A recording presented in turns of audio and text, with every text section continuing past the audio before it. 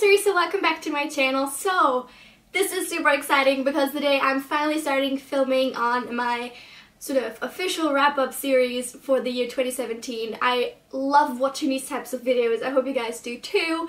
And yeah, it's just really nice to get to look back on your reading year and talk about the highlights from that year. So, today I'm kicking it off with some of the most unique and interesting books that I've read this year. I was thinking about doing a video on surprising books, but I couldn't really think of too many that were like, that I thought were bad and ended up being good. So I thought this was kind of like a nice little twist on that. So in this case, I did expect these books to be good, but they just had something special to them that, I don't know, just like made me love them even more. And they're not all 5-star books, they're not all the best books, but they're just really unique books that I think, you know, I don't know, just are something different to like the masses out there. Anyway, that's enough of that, let's get into the video.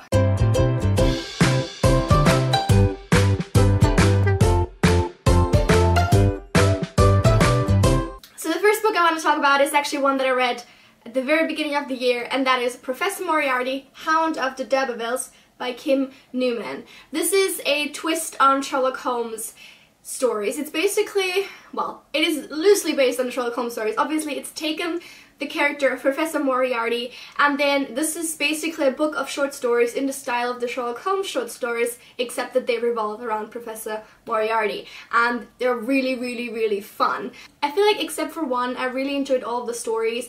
They're really well written, they're really creative, and really funny at times because it's just kind of fun to follow a villain throughout his daily life. There's even a Watson type character in it, Colonel Sebastian Moran, which I think is a very sort of fringe figure in the actual Sherlock Holmes series and doesn't really appear, but Kim Newman has interpreted him as sort of the Watson to Moriarty, and I think it's done really well. And like, this book is so underrated, honestly. If you have any interest in Sherlock Holmes and you would like want some sort of fan fiction that's really well done fan fiction, like, I don't know, just like get this book because it's really good and I really enjoyed this. I actually gave this one 5 stars. Next I have a book that I have heavily annotated, which I don't really do with books, but this is Underground by Haruki Murakami. Oh, the cover is kind of broken.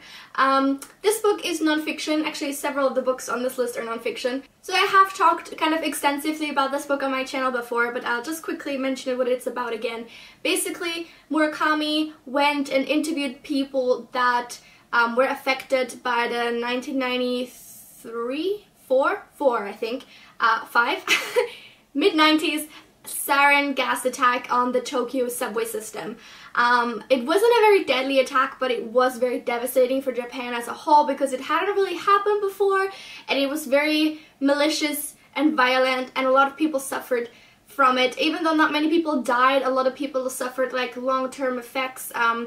They became basically disabled because of the effects of the gas on them, and it was just a horrible event. And Murakami went and interviewed the victims that he felt didn't get enough speaking time in the media and that weren't given enough attention, and this is basically just an account of their experiences. And at the end of the book, he even interviews some of the people that were in the sect that perpetrated these attacks, and like kind of how they came to that point and like how they felt about it. And while that part was less compelling to read, it was still kind of interesting to hear their side of the story. They were kind of, most of them were kind of brainwashed.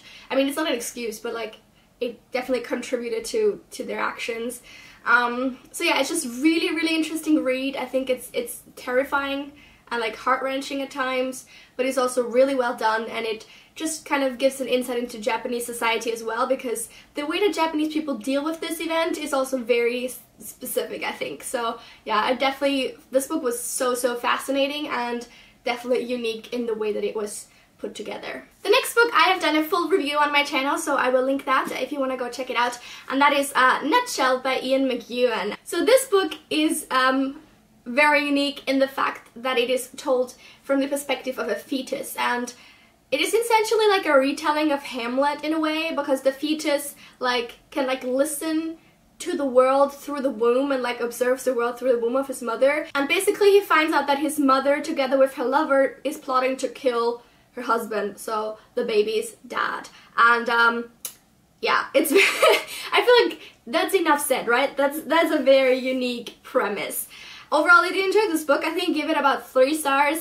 There were some things that bugged me a little bit, but like overall it was really enjoyable. Like so weird, so weird, but like really well done, and the premise is like really freaking interesting. So yeah, definitely had to make it on this list. Like there's no way I couldn't have put this on the list. But again, if you want to know more of my thoughts on this one, check out the review. Next is another sort of retelling, but this time a fairy tale retelling, and that is Tender Morsels by Margot Lanigan. This is a retelling of Snow White and Rose Red, the fairy tale, which is I think lesser known. The story is very gruesome at times. It deals with really heavy topics such as incest and child abuse and rape and a ton of other stuff. It's, you know, heavy stuff.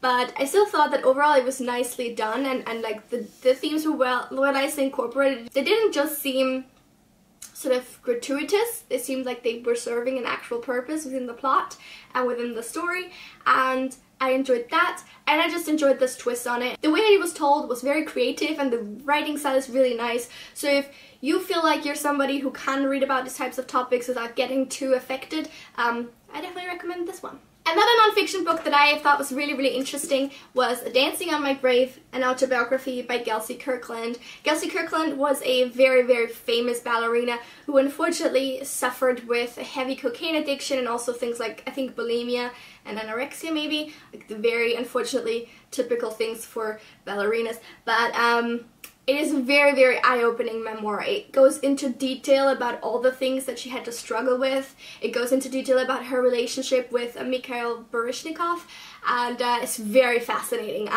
Especially if you're interested in ballet, I recommend this one. It's just, I don't know, it's very long because the pages, like the font is very small and the margins are very small. So it takes a while to get through, but I just felt it was so worth it because, like, I don't know, it just was gripping and interesting and also terrifying to think, and like very sad to think that this had actually happened to a person. So yeah, definitely recommend this one if it's something that you're interested in. And this is the last non-fiction, I promise, but OneChild by Mei Fong, the story of China's most radical experiment. This was to me particularly interesting because it was so eye-opening about the effects of the one-child policy on China. Like, I had known that it existed in China before, obviously, and I'd been joking about, like, years ago, I don't know, I was like, oh, this is gonna be a nation full of single, like, yeah, what's it called? One children? Like, children that, like, don't have siblings, right? So they're all gonna be not able to share, and, like, they're all gonna be, like, arrogant and weird. Yeah, never mind. No offense to people who don't have siblings, but, like, they tend to go into that direction a little bit, personality-wise. Not all of them, but some. Anyway, getting off track. But, like, the scope of the actual effects that the one-child policy had on China as a country and on the people of China is enormous. And in this book, a journalist kind of explores all of them separately, like, looks at the detail effect, like the base level effect of, like, what happened exactly and, like, what did it exactly do. Like, the repercussions were just enormous and horrible at times. They were forcing people to have abortions, people were killing off their female children because they wanted males, and that led to, like, there being too many men that couldn't find wives because there literally were no women, and, like, holy shit. That was probably the worst policy ever to be implemented in any country, probably not, but like one of the worst, I guess, and it's just like really eye-opening in that regard. It's also very fascinating to read and like written in a very engaging way, and I just loved it. This actually got 5 stars too. A lot of them were very good books, not just unique books, but also very good books. And yeah, I definitely recommend this to anyone. Like, it's really interesting. And finally, kind of a book that's again a bit more on the unique side of things is The Power by Naomi Alderman. This book had its flaws, definitely. It's basically a dystopian kind of world where women have developed these sort of electric powers. They basically can shoot like electric beams at people and like harm them physically, and that leads to kind of women now rising up or whatever all over the world and like suppressing men and demonizing men, and kind of like a very extreme reverse of what people sometimes consider our society now to be like, or like the suppression of women replaced by the suppression of men. Anyway, I thought in that regard it was a little bit too out there and a little bit too unrealistic, and yeah, there were just some issues that I had with it, but I think the premise is very interesting. It was definitely very unique, at least to me. I'd never read anything like it before, and it's just a nice experiment in novel form, but like, yeah, it just lacked in some regards. And yeah, those are all of my most unique and interesting books that I read this year. Let me know in the comments below what was the most unique book that you read. And I know it can be kind of hard to classify, like, what does unique mean? But like, these are just like books to me that I felt like had either a special impact on me, or that I felt like I'd never read anything like it before, and that just kind of stuck with me too. They were kind of memorable because of their uniqueness, I guess. Yeah, I hope you guys enjoyed today's video.